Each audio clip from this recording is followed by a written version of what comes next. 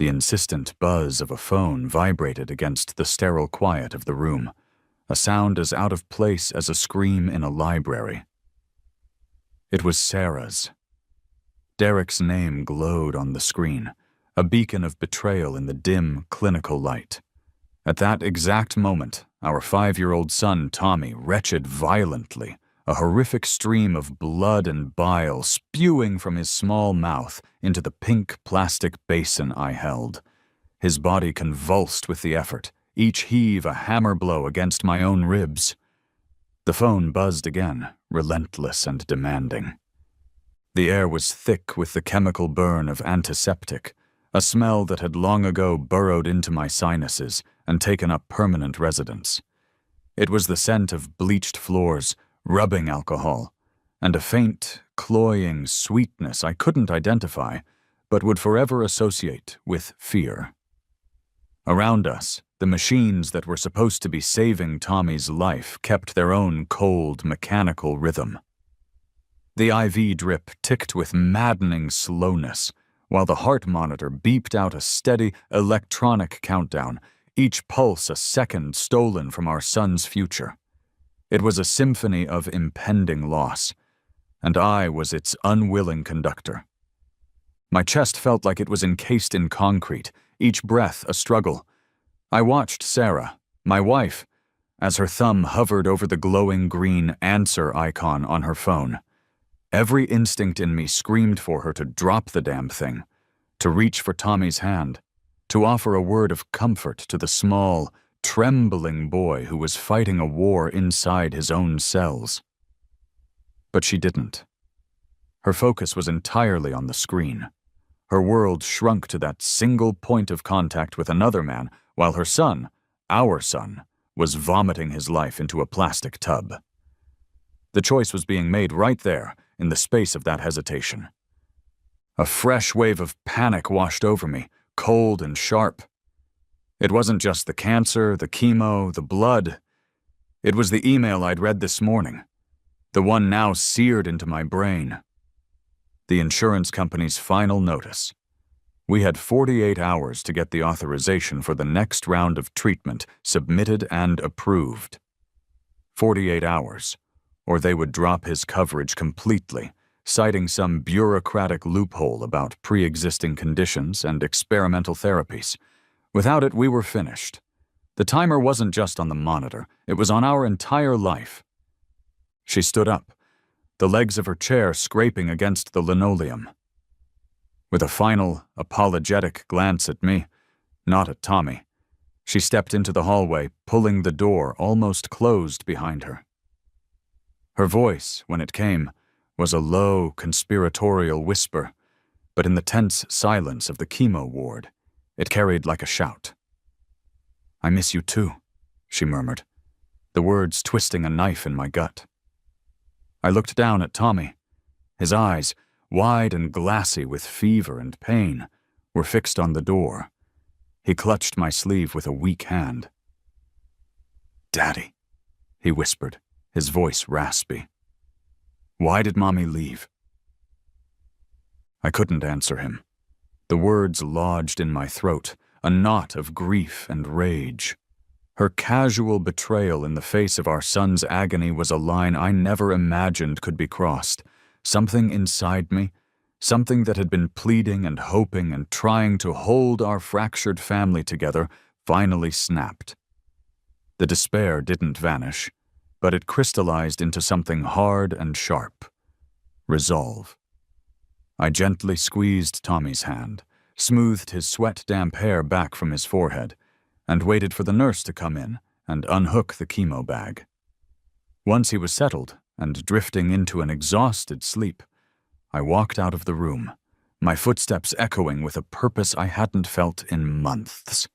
I dug into my worn messenger bag, my fingers bypassing the spare clothes and Tommy's favorite dinosaur book, until they closed around the crisp envelope from the insurance company. I smoothed the letter out on the stark white windowsill of the waiting area, pulled out my phone, and took a steady, clear photograph of the damning paragraph citing their denial. Then, I dialed our family attorney's number. "Bill, it's Marcus," I said, my voice low but firm. "I need to see you. Now? It's about Sarah. I need to file for an emergency modification to our custody arrangement. It's a matter of medical neglect and child endangerment. She's actively sabotaging our son's care." I listened for a moment, my eyes fixed on the door to Tommy's room. "I have proof she's putting him at risk. I'm on my way." She was still leaning against the wall down the hall when I returned, a faint, dreamy smile on her face as she texted. The sight of it, so soon after our son had coughed up blood, made my own blood run cold. I walked straight up to her, planting myself between her and her phone, forcing her to look up at me. Her smile faltered, replaced by a flicker of annoyance. "What, Marcus?" Before she could launch into an excuse or a lie, I laid out the new reality. "You have 12 hours, Sarah," I said, keeping my voice level, devoid of the inferno raging inside me. "That's how long you have to choose. You can have him." I jerked my chin in the general direction of the world outside the hospital, the world where Derek existed. "Or you can have our son. You can't have both. By noon tomorrow, I need to know you've cut off all contact with him and are 100% committed to saving Tommy. If not, the conversation we have next will be with my attorney." She stared at me, her mouth falling open slightly before twisting into a sneer of disbelief. "Don't be dramatic, Marcus," she scoffed, tucking her phone into her back pocket as if I were a child throwing a tantrum. "It's not some silly game. My relationship with Derek has nothing to do with Tommy." "It has everything to do with him," I countered, my voice dropping to a harsh whisper. "He was vomiting blood and you walked out to take a call from your boyfriend. That has everything to do with him. 12 hours. Her dismissive laugh followed me as I turned my back on her and walked toward the administrative wing. The rage was a fuel now, propelling me forward. If she wouldn't help, if she was actively working against us, I had to know what our options were. I found the hospital's financial counseling office and walked in without an appointment. A kind-faced woman with a nameplate that read Mrs. Albright listened patiently as I explained the looming insurance deadline. "I understand," she said, her expression sympathetic. "Let's pull up his account and see what we're looking at for the next treatment cycle if you have to pay out of pocket. We can discuss payment plans, charity applications." Her voice trailed off as she typed, her brow furrowing. "That's odd," she murmured, clicking her mouse a few more times. "What is it?" I asked, my stomach tightening again. She turned the monitor toward me. "According to our records, a payment was made from your joint savings account yesterday. A significant one. But it wasn't made to the hospital. It was a wire transfer. The funds were redirected." I stared at the screen, the banking details swimming before my eyes. My heart hammered against my ribs. "Redirected where?" The counselor looked uncomfortable. "To a business account, D Enterprises LLC. Derek. She had drained our savings. Not for a shopping spree, not for a vacation. She had funneled the money we had scraped together for our son's life or death treatment directly into her lover's business. Yesterday, while I was holding Tommy's hand, she was securing her future with him. The counselor was saying something about fraud protection and contacting the bank, but I couldn't hear her over the roaring in my ears. I stumbled out of her office, leaning against the hallway wall to catch my breath. The betrayal was absolute, a scorched earth campaign against our child and me. It wasn't just neglect. It was sabotage. I looked at the large digital clock hanging over the nurse's station, its red numbers glowing with brutal clarity. 4:17 p.m. The money was gone. The insurance was set to expire. And the window for Tommy's next round of high-dose chemotherapy, the round the doctors said was his best and perhaps final chance, was closing. Dr. Chen had been explicit. The treatment had to begin by midnight tomorrow to have any hope of working, The clock wasn't just ticking anymore, it was mocking me. The 12-hour ultimatum I'd given Sarah felt like a joke from another lifetime. It was obsolete the moment I walked out of the financial counselor's office. She hadn't just made her choice, she'd liquidated it, cashing in our son's future for a fresh start with Derek. There was no going back, no negotiation to be had. As I drove away from the hospital, the city lights blurred into streaks of indifferent color. I wasn't driving home, we no longer had one. I was driving to the apartment that had been our home, the place where I'd assembled Tommy's crib and painted the walls of his room a cheerful sky blue. I still had my key. I didn't know what I expected to find, but I knew I couldn't let her monstrous act of theft go unanswered. I needed to see her face when she was forced to account for it, not as a distant voice on the phone, but as a co-conspirator standing in the ruins of the life she'd torched. Each red light felt like a personal affront, a delay in the inevitable, grim confrontation that awaited me. My hands gripped the steering wheel so tightly, my knuckles were white mountains on a pale ridge. I was operating on something beyond anger now, a cold, clear engine of absolute necessity. Tommy's life depended not on his mother's compassion, but on my ability to fight back against her. I let myself into the apartment with my old key, the click of the lock sounding unnaturally loud in the quiet building. The air hit me first. It was wrong. Our shared scent of vanilla laundry detergent and my sandalwood soap was gone, completely erased and replaced by the sharp, cloying sweetness of Derek's cologne. It hung in the air like a fog, an invasive presence that had settled into the very fabric of the place. Then I saw the boxes. They were stacked in the living room, emblazoned with the logo of a moving company. But it was the bedroom, our bedroom, that delivered the final, visceral blow. The door was ajar, and I pushed it open. Our bed was still there, but half of the closet was empty, and new, unpacked moving boxes were piled against the far wall. His clothes were already hanging next to hers. A sleek, modern watch case sat on his side of the bed, where my worn copy of a thriller had rested just a week ago. She hadn't just left. She had moved him in, overlaying his existence onto the ghost of mine without a moment's hesitation. She was building a new nest before the old one was even cold, using the money meant for our dying son as her down payment. A throat cleared behind me, and I turned. Derek was leaning against the kitchen doorway, a smirk playing on his lips. He was the physical embodiment of the cologne, slick, confident, and utterly pleased with himself.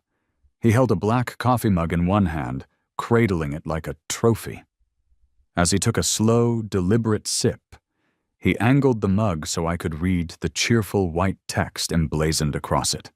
World's best stepdad. The message was so audacious, so profoundly cruel in its timing and context, that for a moment I could only stare, speechless. It wasn't just a mug, it was a declaration of war. It was a calculated jab meant to unman me, to establish his dominance in the territory he had so thoroughly conquered. He was gloating.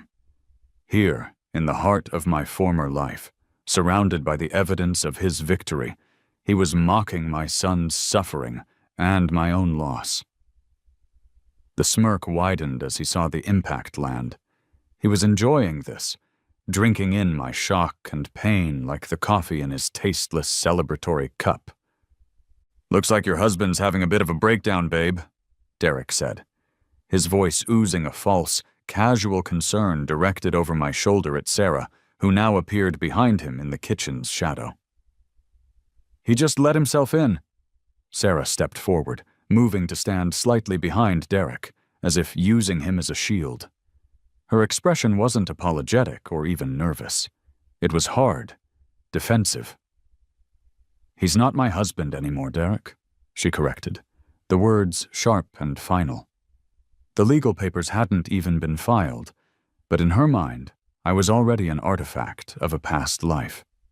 The fury I'd been holding in check finally broke free, but it came out as ice, not fire.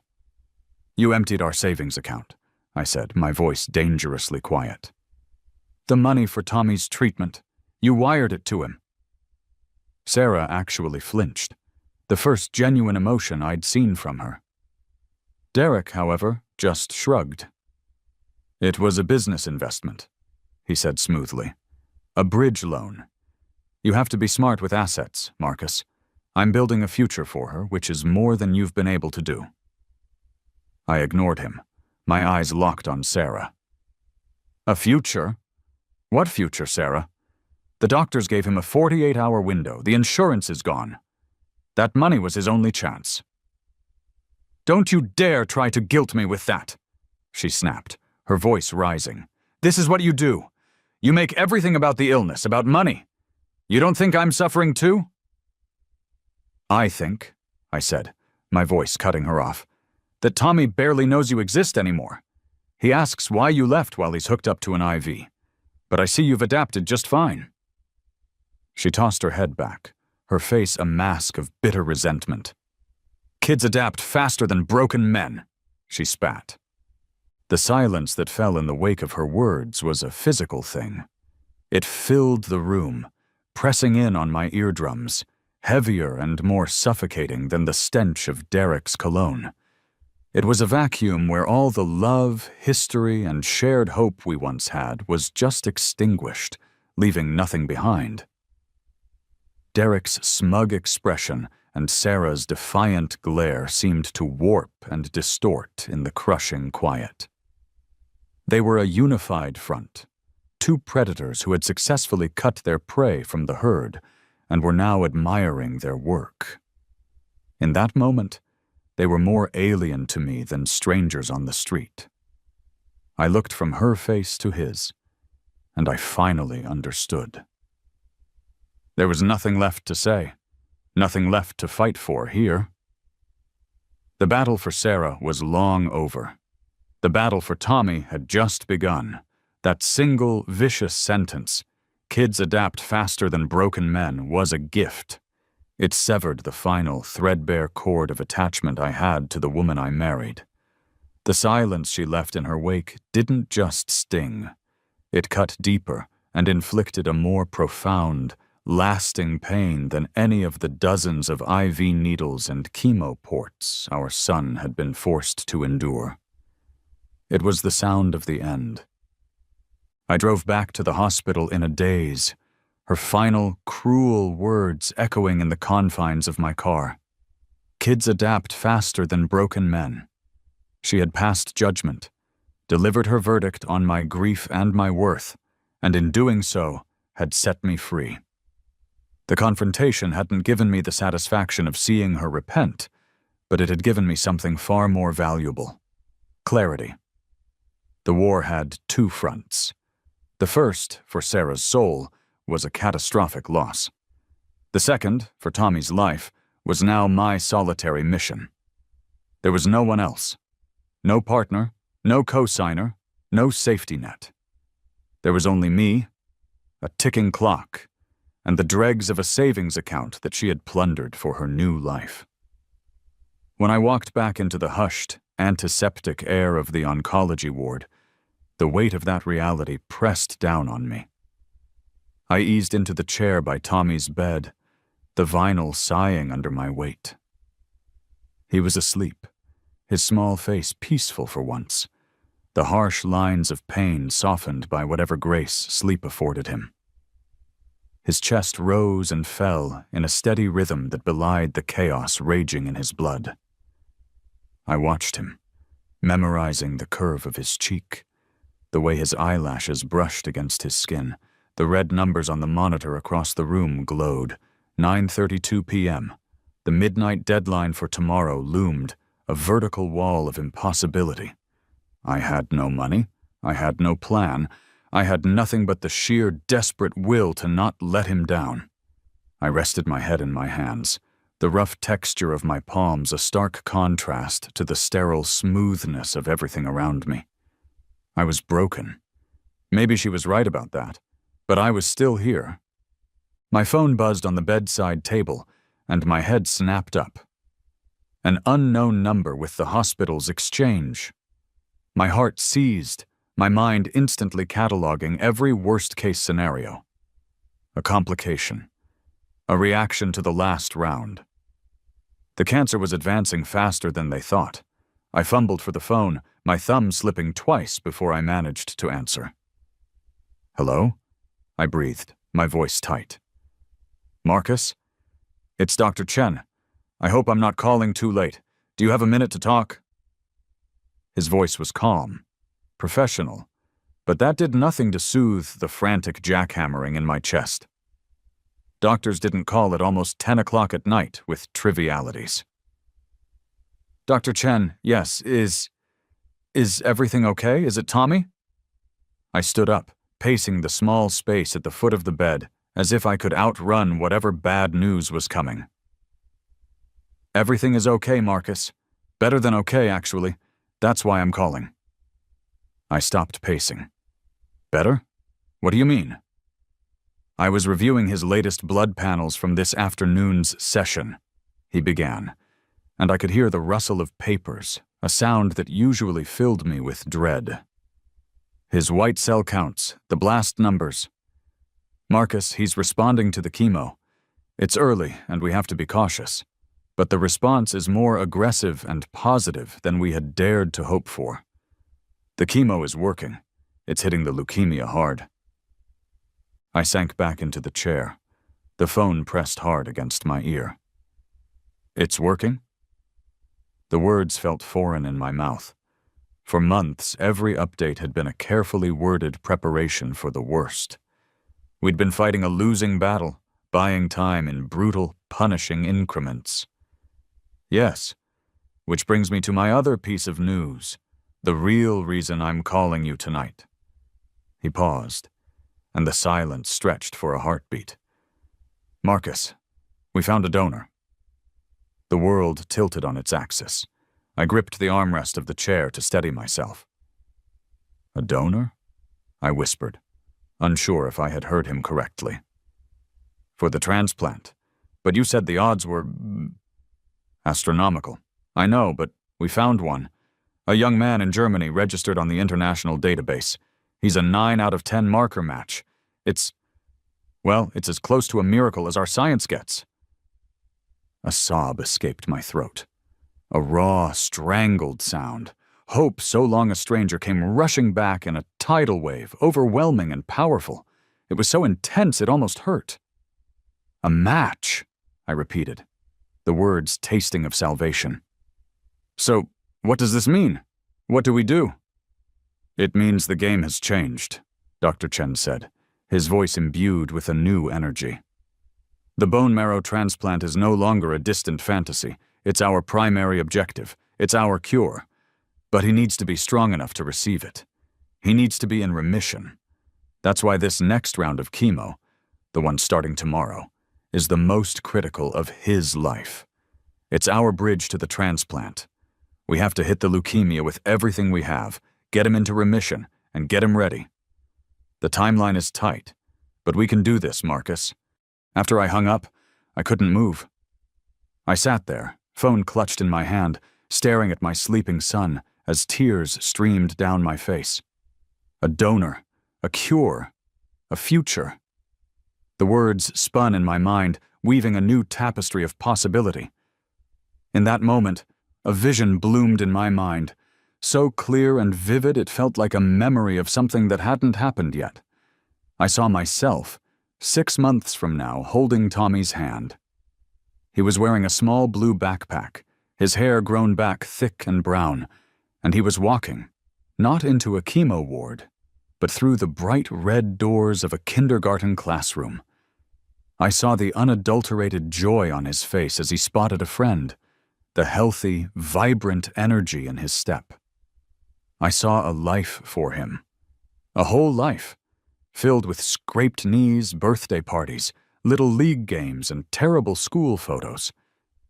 And as that beautiful future solidified in my mind, another, darker vision took its place. I saw Sarah, standing in the apartment she had stolen. I saw Derek. His charm curdled now that the money was gone. I saw overdue bills piling up on the counter, followed by collections calls, then stern, official-looking letters with red text. I saw a foreclosure notice taped to the door, the final consequence of a foundation built on theft and betrayal. Her short-term gain for a long-term desolation. The thought brought me no joy, only a grim sense of cosmic balance. Her path was her own. Mine was here with my son. The vision didn't just give me hope, it gave me a sword. The obstacle was the same, the money, but the stakes were no longer about merely surviving another week. They were about seizing a cure. I didn't hesitate. I pulled up the number for my company's 401k administrator. It was late, but they had a 24-hour hotline for a reason. An automated system gave way to a live human being with a tired voice. "Hello? You've reached the Retirement Services Hardship Withdrawal line. How can I help you?" "My name is Marcus Thorne," I said, my voice steady and clear. "I need to liquidate my entire 401k account, immediately." There was a pause on the other end. "Sir, I can certainly start that process for you, but I am legally required to inform you of the significant financial penalties. There's a 10% early withdrawal penalty on top of being taxed as ordinary income. You could lose nearly half the value of your account." "I understand," I said. "It doesn't matter." "Sir, this is your retirement savings.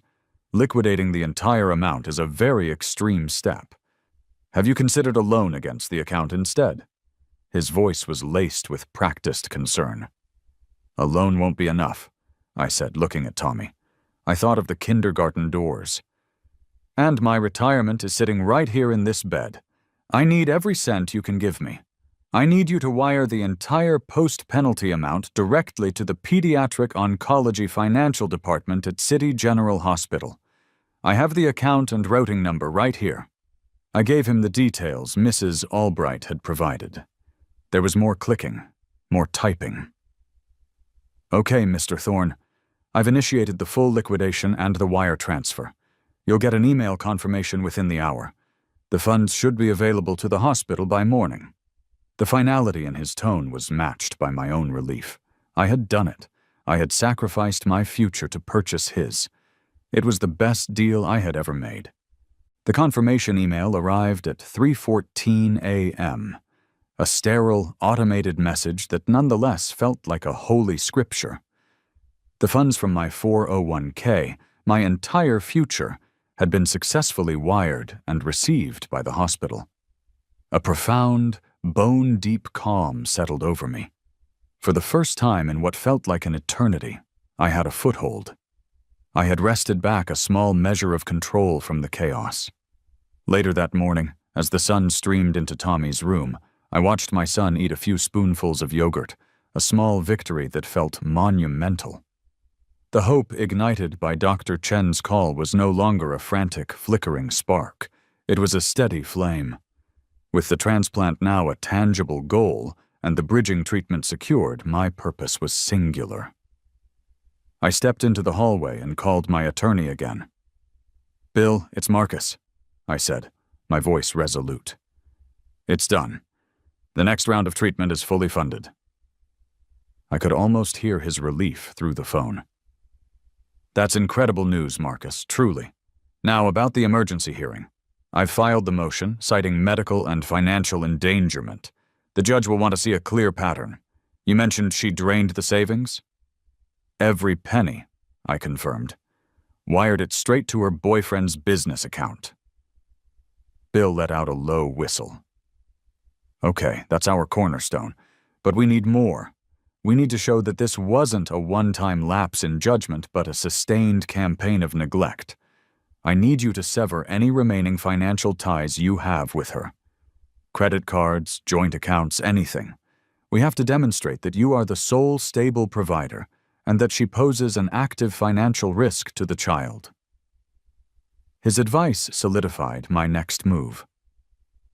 "And Marcus," he added, his tone serious, Go through his medical records. Every appointment, every prescription, every doctor's note. Look for anything she was responsible for that she missed.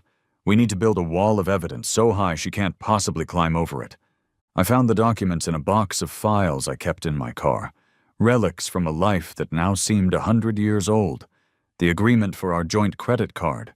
The one we'd used for groceries and gas.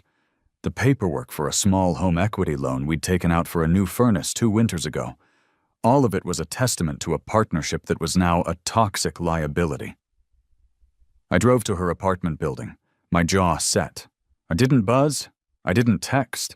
I simply sat in the sleek, impersonal lobby, a space designed to impress visitors, and I waited. When the elevator doors finally slid open and she emerged, laughing at something Derek had just said, her smile vanished the moment she saw me. Derek's face hardened, his hand moving possessively to the small of her back. I didn't stand. I didn't raise my voice. I simply took the first document, the credit card agreement, and began tearing it into small, meticulous strips. I let the pieces fall to the polished marble floor. "Marcus, what the hell are you doing?" she demanded, her voice sharp with alarm as she took in the scene. I ignored her, picking up the loan agreement and beginning the same quiet, deliberate process of destruction. The small, ripping sounds were the only reply. I was dismantling our life together, piece by piece. She rushed forward, her heels clicking angrily on the floor. Derek remained by the elevator, watching with a wary, contemptuous expression. "Stop it! What is wrong with you? This is insane!" I continued my work, shredding the paper into a small mound of financial confetti at my feet. "You can't cut me out, Marcus," she said, her voice shifting from anger to a note of genuine panic. She was realizing this wasn't a dramatic gesture. It was a financial execution. Her access to my stability, my credit, my income was being publicly severed. I looked up at her then, my eyes cold and empty of the man she once knew. "Watch me," I said. The 2 words, spoken so quietly, held more power than a shout. A desperate, pleading look entered her eyes. It wasn't for Tommy, it wasn't for me. It was for her lifestyle, her safety net, which was currently being turned into trash on the floor of her lover's apartment building. "I'm still his mother," she insisted, falling back on the one title she thought was untouchable. The one claim she believed gave her indisputable rights. I paused, the final document held between my hands. I let the weight of her claim hang in the air for a moment before I delivered the final blow. "Mothers," I said, my voice clear and cutting, for her and for Derek and for the doorman who was pretending not to listen. "Don't abandon dying children for affairs." I left her there, standing amidst the scattered pieces of our broken contracts. I didn't look back. My next stop was the hospital cafeteria, a noisy, bustling place where I could be anonymous. I bought a coffee I didn't drink and claimed a small table in the corner. I pulled out the thick, 3-ring binder that contained Tommy's entire medical history, and, just as Bill had advised, I began to build my wall. For the next 2 hours, I was no longer a father. I was a forensic accountant of neglect. I cross-referenced the appointment calendar I had kept with the official visit summaries from the hospital. My gut had told me she was flaky, but the reality was a systematic abdication of her duties, a missed follow-up with the nutritionist in March, a rescheduled hematology consult in April that she never took him to, a routine blood draw in May that I had to race from work to cover at the last minute because she'd forgotten. The instances piled up. Then, I found the true pattern. I remembered the shared family calendar we used to keep online. I still had access. With a growing sense of dread, I pulled it up on my phone, placing it next to the medical binder. I started with the first missed appointment from 6 months ago, the reason listed on the calendar: Mom's trip. I scrolled through her public social media, a place I hadn't visited in months. There it was, a smiling photo of her and Derek, clinking glasses. The location tag, a trendy rooftop bar in Chicago. Derek's company had an office there. My blood ran cold. I kept digging. A missed physical therapy session for Tommy in June corresponded perfectly with a weekend getaway for her, tagged in the Florida Keys. A crucial meeting with the oncology team in July, which I'd had to attend alone via speakerphone from a work site, was the same week she'd posted photos from a relaxing work trip with Derek to San Diego. One by one, the pieces locked into place, forming a sickening mosaic of deceit. It wasn't just 18 missed appointments. It was 18 times she had chosen a vacation with her lover over a doctor's visit for her sick son. My hands were shaking as I dialed Bill's number. "I've got it," I said, my voice thick with rage. "It's all here. 18 times, Bill, 18 times she missed appointments. And I can prove that on every single one of those dates, she was on a trip with him." There was a moment of stunned silence on the other end of the line. "My God," he finally said. "Marcus, this is the key. This is the irrefutable proof of sustained neglect in favor of her personal life. This changes everything." He was right. This evidence transformed the case from a messy domestic dispute into a clear-cut case of child endangerment.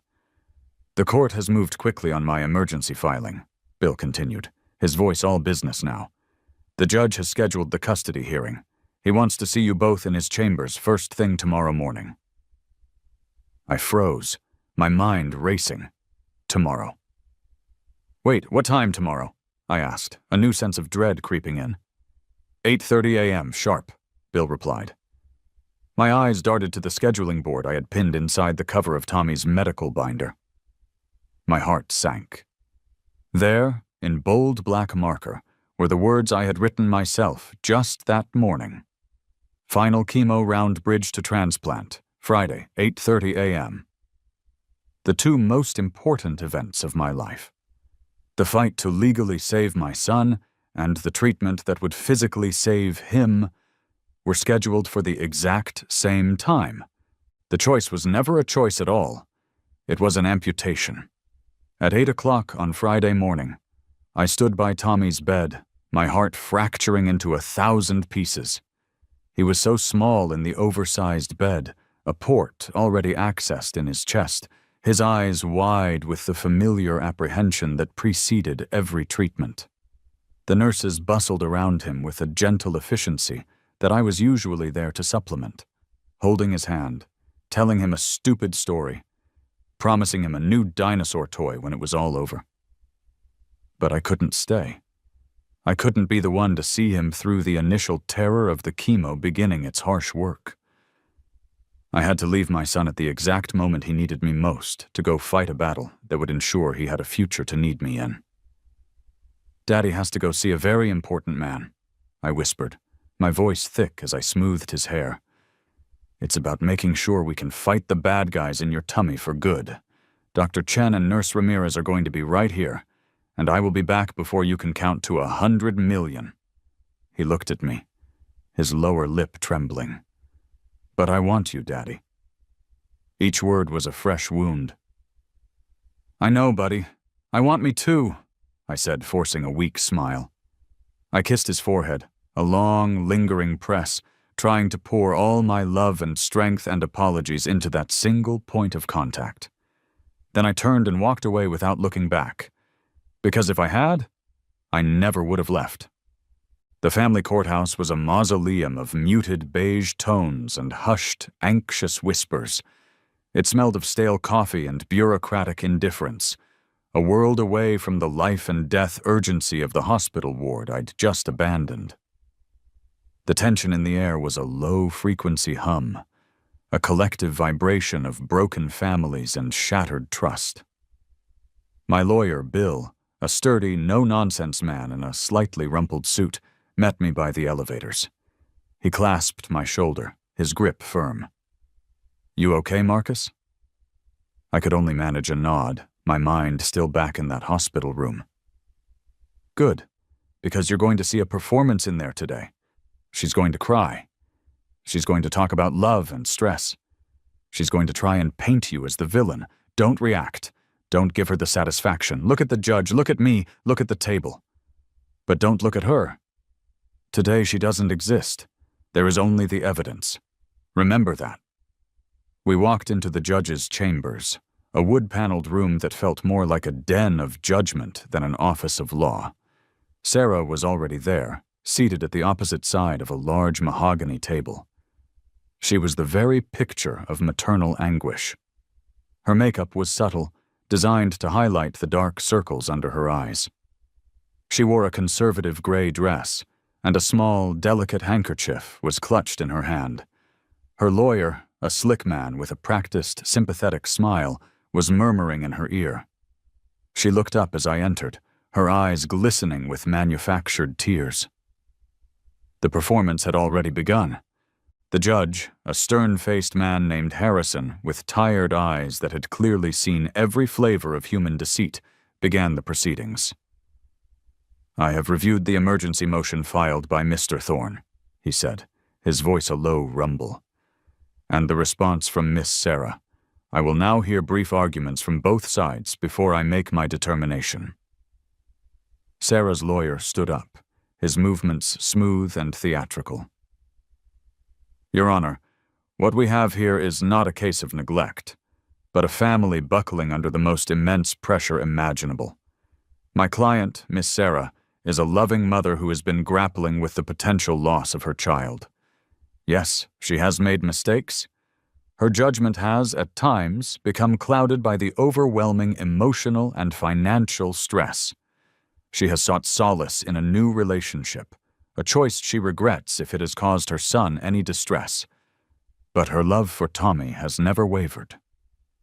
He gestured toward Sarah, who dutifully produced a soft sob into her handkerchief. "Mr. Thorne, in his own grief, has become controlling, possessive, and financially manipulative. All my client asks is for the court to deny this punitive motion and allow her to be a full and equal partner in her son's recovery. She is not a monster. She is a mother who has been pushed to the brink." Sarah then spoke, her voice trembling but clear. "I love my son more than anything in this world, Your Honor," she said, looking directly at the judge. "I know I haven't been perfect. I've been scared. I made poor choices.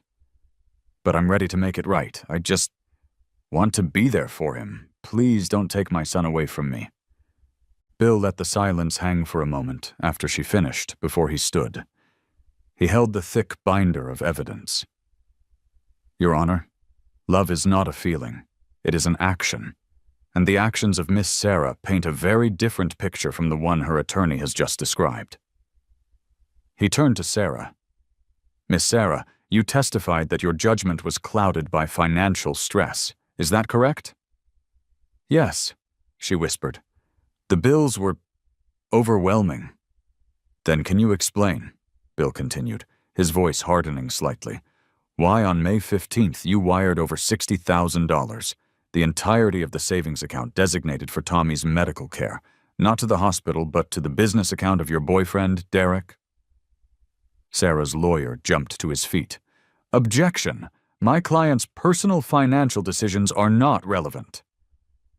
"They are when they involve the direct theft of funds meant for the care of a minor child, counsel," Bill shot back. "Overruled," the judge grunted. "Answer the question, Miss Sarah." Sarah stammered. "It was an investment, a loan, to secure our future." I couldn't stop myself. The words erupted from me in a harsh, guttural whisper that cut across the room. "You loved Derek's money more." The judge's eyes snapped to me. "Mr. Thorne, one more outburst like that and you'll be waiting in the hall." I nodded, clenching my fists under the table. Bill pressed on, relentless. "Let's talk about another action. On July 11th, Tommy had a critical pre-treatment consultation with his entire oncology team. You were scheduled to attend. You did not. Marcus had to attend alone via speakerphone. Where were you, Miss Sarah? She looked at her lawyer, panic flashing in her eyes. I don't recall. I had a work obligation. Is that so? Bill said, pulling a sheaf of papers from his binder. Because this is a credit card receipt from your joint account, dated July 11th. It's for a couple's paradise massage and 2 margaritas at the poolside bar of the Azure Resort in Cabo San Lucas. Is this your signature? He placed the paper on the table in front of her. The room went silent. Sarah stared at her own signature as if it were a coiled snake. Marcus is manipulating things, she finally cried out, her voice cracking. He's twisting everything. The only thing being twisted here, Miss Sarah, is the truth, Bill said coldly. You chose a vacation in Cabo over your son's chemo appointments. While her lawyer tried to regroup, I took my own folder and stood up. I didn't say a word. I walked to the head of the table and slid a single document across the polished mahogany to Judge Harrison. It was the confirmation of the wire transfer from my 401k account to the hospital. The judge picked it up, his eyes scanning the page, lingering on the total amount. His expression, already grim, tightened. Bill provided the context. Your Honor, while Miss Sarah was enjoying massages in Cabo and draining their savings, Mr. Thorne was making a different choice. Yesterday, he liquidated his entire retirement account, every penny he has saved for his own future, to ensure that Tommy's treatment could begin this morning. The treatment that is happening right now as we speak, which Mr. Thorne is missing so he can be here to protect his son from the very woman who claims to love him. The contrast hung in the air, stark and damning. Sarah's lies versus my sacrifice. Her receipts for margaritas versus my receipt for my son's life. Judge Harrison placed the document down on the table. He looked at Sarah, and for the first time, the weariness in his eyes was replaced by a sharp, undisguised contempt. He didn't need to hear anything else. This court's primary and sole responsibility is the well-being of the child, Tommy Thorne, he began, his voice leaving no room for argument. It is clear from the evidence presented, not from the testimony, but from the undeniable, documented evidence that one parent has consistently and egregiously prioritized their own interests, while the other has made sacrifices I can only describe as absolute. He looked directly at me. Mr. Thorne, I am granting your motion. You will be awarded immediate, sole legal and physical custody of your son. A wave of relief, so profound, it almost buckled my knees, washed over me. It was over. I had won. He wasn't finished. He turned his steely gaze back to Sarah, who was now staring at him in shocked silence, her performance forgotten. Miss Sarah, your actions are appalling. They demonstrate a shocking lack of judgment and a disturbing level of parental indifference. Frankly, they border on the criminal. He leaned forward. You will have no contact with your son. However, I am a believer that even in the worst of cases, a child may one day need to know their mother. Therefore, I will not terminate your rights today, but I am ordering a full psychological evaluation at your expense. Pending the results of that evaluation, any and all visitation you may be granted in the future will be strictly and professionally supervised. Do you understand me? Bill clapped me on the back, a solid grounding gesture that pulled me from the haze of the judge's final words. He'll be okay, Marcus, he said, his voice softer than I'd ever heard it. You did it. Now go. Go be with your son. I nodded, a jerky, disconnected movement. I felt hollowed out, scoured clean by the ordeal. The victory didn't feel like a rush of adrenaline. It was a slow, deep, quiet exhale I felt like I'd been holding for a year. We walked out of the judge's chambers and back into the beige hallway. The heavy wooden door began to swing shut behind us, a final barrier between my new reality and the wreckage I was leaving behind. Just before it latched, her voice, stripped of all its artifice and venom, slipped through the narrowing gap. "Marcus." It cracked on my name, a sound of pure, unadulterated panic. It wasn't a demand or a threat. It was the terrified cry of someone who had just realized the floor had vanished from beneath her feet. For a single, fleeting heartbeat, I paused. Every instinct, every shred of history, every ghost of the woman I once loved urged me to turn around. But I didn't. I kept my eyes fixed on the exit sign at the end of the hall, that glowing red promise of escape. I listened as the heavy door clicked shut, the sound definitive and absolute, sealing her in with her choices. Then, I walked away. 6 months later, the sun was warm on my face, and the air smelled of salt and sunscreen. The only sterile beeping sounds were from a distant ice cream truck. I sat on a blanket on the sand, watching Tommy. His hair, once thin and patchy, had grown back into a thick, unruly mop that flopped into his eyes when he laughed. He was a whirlwind of frantic 5-year-old energy, digging a massive, complicated trench around a lopsided sandcastle.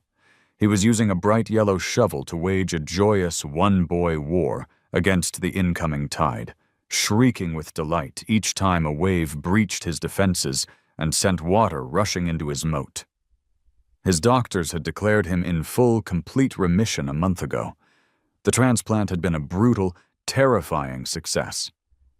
And here he was, healthy and whole, covered in sand and alive. So incredibly, miraculously alive. My life was a quiet routine of kindergarten drop-offs, doctor checkups that were now blessedly boring, and rediscovering the simple joy of my son's presence. Sarah's life, from what I could gather through the occasional misdirected piece of mail or a terse email from her attorney regarding the terms of her impending supervised visitation, had unraveled in the most predictable of ways. Derek, the man for whom she had torched her entire world, had vanished the moment her credit cards were declined, and the well of my liquidated 401k had run dry. He'd left behind a string of maxed-out accounts and a forwarding address that led nowhere. The bank had eventually foreclosed on the apartment she couldn't afford on her own, and the official bankruptcy notices, according to her lawyer, were now piling up at her parents' house like autumn leaves. A small, petty part of me should have relished it, but I felt nothing beyond a distant, clinical pity. My revenge was never about her destruction. It was about Tommy's survival. Just then, he forgot about his castle and sprinted across the sand to tackle me, sending us both tumbling onto the blanket in a flurry of limbs and laughter. And I heard it. A sound I thought had been stolen from us forever. It was a true laugh, deep and from the belly, unburdened by pain or fear. It was the sound of pure, uncomplicated happiness. I held him tight, the sound washing over me, knowing with absolute certainty that some of life's greatest battles don't end with the thunder of loud revenge, but with the quiet victory of a child's laughter against the roar of the ocean. As I watched him run back to his castle, a thought settled over me, as calm and clear as the blue sky above. I could have dragged the fight on for years, burying her in legal fees, tormenting her with every victory, making her suffer in the same way she had made us suffer. I could have dedicated myself to her ruin, but my energy was a finite resource, and Tommy needed all of it. In the end, the most profound punishment I could have ever delivered was not an act of aggression, but one of disappearance. I had walked out of that courthouse, out of her life, and had taken with me the one thing she truly could not live without. Not the money, not the stability, but the validation of my attention. I had left her alone in the quiet, empty room of her own consequences. Sometimes the best punishment, the only real justice, is simply walking away.